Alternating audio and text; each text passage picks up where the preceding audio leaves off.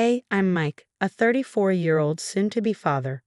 Before we dive into today's story, please take a moment to like and subscribe for more tales from our life. All right, let's get started. Tonight was supposed to be a fun one, our monthly family game night. Emma and I have been hosting these ever since we moved into our new place. It's our way of staying connected with everyone, especially now that Emma is 8 months pregnant and we're preparing for our first child. She was in the kitchen, arranging snacks on platters, her belly prominent and her smile bright whenever she caught my eye. I was busy blowing up balloons and stringing lights around the living room, trying to make the place look festive. Need any help with that?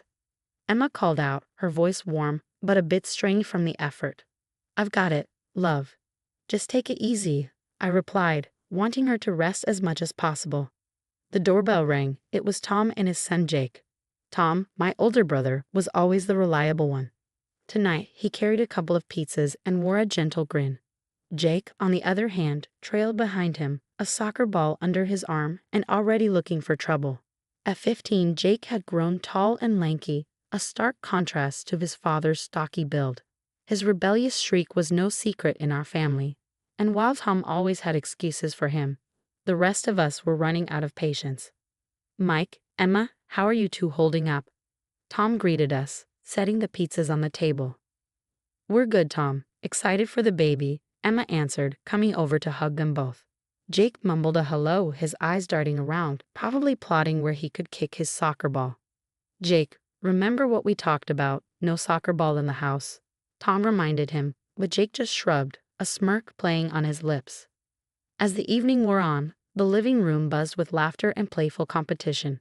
We were in the middle of a charades game, and Aunt Lisa was up, flailing her arms around trying to act out her movie title. Everyone was throwing out guesses, the atmosphere light and cheerful, a stark contrast to the tension simmering just below the surface. Is it Jaws? Emma called out, laughing as Lisa exaggerated a shark's bite. No, oh, come on, it's easy, Lisa exclaimed, her movements growing even more animated. In the corner of the room, Jake was growing visibly bored with the games that didn't involve him directly. He had his soccer ball at his feet again, tapping it lightly, watching the rest of us with a disinterested expression. Every now and then he'd roll the ball a little too forcefully, sending it bumping against the furniture. Jake, why don't you join us? It's your turn next, I suggested, hoping to divert his attention from the ball. Nah, this is boring. I'm good here, he muttered, his gaze fixed on the ball. Despite the fun, Jake's disinterest and the constant thump of his soccer ball began to grate on everyone's nerves. His mom, my sister-in-law Karen, shot him a warning look. Jake, maybe put the ball away for tonight, huh? Join in the games, Karen tried to persuade him, her tone a mix of pleading and frustration. Just a few more minutes, Jake replied, barely glancing up. As the game of charades wrapped up, Jake started showing off, doing more daring soccer tricks.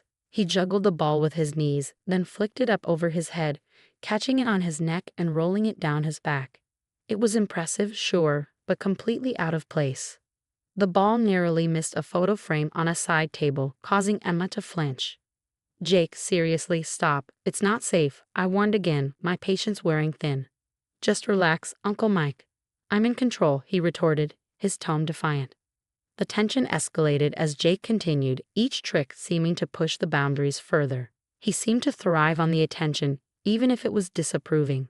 The family's reactions were a mix of admiration for his skill and concern for the potential disaster brewing.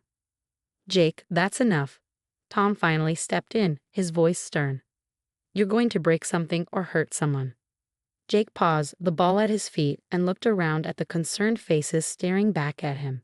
For a moment, it seemed like he might comply, but then, with a defiant smirk, he set the ball up for another trick. That's it. Game over, Tom declared, moving toward Jake to take the ball away. But Jake wasn't having it. He dodged his father, kicked the ball up high, and prepared for his next trick, a direct kick that would have far-reaching consequences. As the ball soared, everyone's attention was riveted on its path, a mixture of awe and horror at the audacity and the potential danger it posed. The tension in the room peaked as Jake lined up for what looked like a grand finale with his soccer tricks. Despite repeated warnings, his smirk remained undeterred, his eyes glinting with the thrill of the challenge. I stood, feeling a protective surge as I watched him angle his body, the soccer ball positioned perilously. "Just stop, Jake." Emma's voice was sharp, tinged with fear, as she clutched her belly protectively. Ignoring her plea, Jake swung his leg with precision and power, sending the ball hurtling across the room. Time seemed to slow as I watched the ball's trajectory heading straight for Emma. Her eyes widened, her hands instinctively moving to shield her stomach. My heart lodged in my throat, panic flooding my veins. In a blur of motion, Tom sprang forward with an agility I hadn't known he possessed. His hand met the ball midair, just inches from Emma. The force of a block redirected the ball sharply, sending it smashing right back toward Jake. The ball struck him squarely in the face, a sickening thud echoing through the now stunned room. Jake staggered back, his hands flying up to his nose, which was quickly reddening with blood. His look of shock mirrored the collective gasp that filled the room. The triumphant smirk he wore seconds ago vanished, replaced by pain and confusion. The silence that followed was deafening. Emma, still seated, was shaking, her breaths shallow and quick. I rushed to her side, kneeling in front of her, my hands on her knees. "Are you okay? Did it hit you?" My voice was frantic, searching her for any sign of distress. I think I'm okay," Emma stammered, her hands still over her belly, her eyes meeting mine with tearful relief. Tom was at Jake's side in an instant, assessing his son's injury, while shooting apologetic looks our way. "I'm so sorry, everyone. This is unacceptable." Tom's voice broke with a mix of anger and disappointment. "I'm okay, Dad. It just hurts," Jake mumbled through his hands, his voice muffled by the swelling. Aunt Lisa and Karen rushed over with ice and a first aid kit, tending to Jake's bleeding nose. The concern for Emma and the shock over the incident melded into a palpable tension that filled the space with unease. Tom, now holding a cold compress to Jake's nose, looked up, his expression grave. "This isn't over. We're going to talk about this at home. Seriously talk," he stated, his gaze stern on Jake, who nodded, wincing. The remainder of what was supposed to be a joyous family gathering shifted dramatically. Conversations were hushed, the laughter gone, replaced by worried whispers and shaken heads. The games were forgotten. Everyone's focus now on ensuring Emma was truly unharmed and reflecting on the recklessness that could have marred more than just the evening.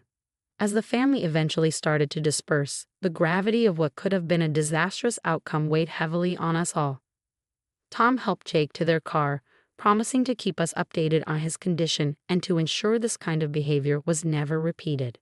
Sitting back down beside Emma, who was now quietly sobbing from the shock and residual fear, I wrapped an arm around her. The night was a stark reminder of how quickly joy could turn to potential tragedy, all from a moment's recklessness. The incident, though averted thanks to Tom's quick thinking, was a wake-up call for us all, especially for Jake. The days following the game night incident were filled with reflection and serious conversations. Tom grounded Jake, and the seriousness of his actions was laid bare in a family meeting that included just the three of them. Tom later filled me in over the phone, wanting to be transparent about how they were addressing what had happened. We sat down, just me, Jake, and Karen, and really laid everything out. Respect, consequences, the whole 9 yards, Tom recounted. Jake had been quiet at first, the weight of the situation settling on his shoulders as his parents spoke. It wasn't just about a soccer ball or a moment of recklessness. It was about understanding the potential consequences that could have been tragic. I didn't think, Jake had finally said, his voice small. "I didn't realize what could have happened to Emma and the baby." His apology came during our next family gathering, which was quieter and more subdued than usual. Jake stood before us, his eyes not quite meeting ours at first. "I'm really sorry for what I did. I wasn't thinking about the risks, and I could have hurt someone very badly. I promise it won't happen again." The sincerity in his voice was palpable, and it was a start. Emma nodded, accepting his apology, her hand subconsciously resting on her belly. It was clear that Jake was beginning to understand the gravity of his actions, and with Tom's guidance, there was hope for real change. Our family, though shaken, found a way to come together in the aftermath.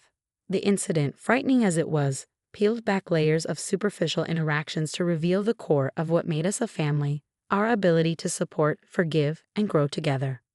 We're all here for each other, and that's what counts. Aunt Lisa said during dinner, her voice warm and inclusive. It was a sentiment echoed by everyone around the table, a shared commitment to nurture and look out for one another, especially with a new member on the way. As we awaited the arrival of our baby, the sense of unity was stronger than ever.